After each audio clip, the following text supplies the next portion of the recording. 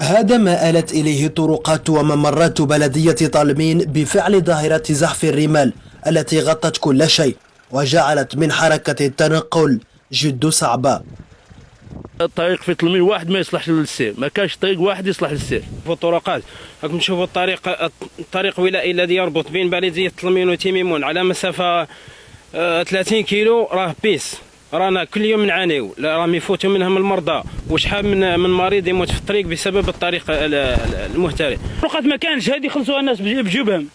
الشعب راه يخلص طريق من جيبه باش تدخلها لدارك، لازم تجيب شاك مانات تخلصها من 6 ملايين ولا 7 ملايين باش يدخلوا لك الطريق لدارك. ما كانش كاع.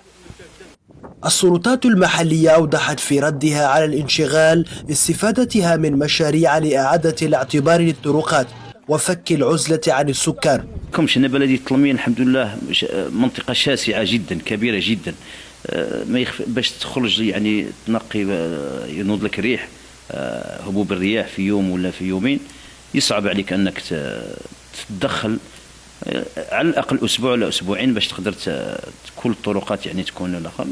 وكذلك في إن شاء الله كما قلنا الطريق الرابط بين تاكيالت وتبو كذلك إن شاء الله في طور الإجراءات الإدارية، وإن شاء الله فيه طرقات داخلية على مستوى البلدية اللي الحمد لله كملنا طريق بحمو اللي كذلك استفاد من 2.5 كيلومتر، كذلك على مستوى الطريق الرابط بين قصر الساقية وقصر تاغوزي على مسافة 3 كيلومتر الحمد لله كلها الأشغال انتهت الحمد لله. وعندنا مازال إن شاء الله فيما يخص الطرقات اللي فك العزلة على المواطنين عبر القصور إن شاء الله عن قريب خلال هذه العملية إن شاء الله في 2023 فيما يخص البي سي دي ولا أفلاف السيسيان.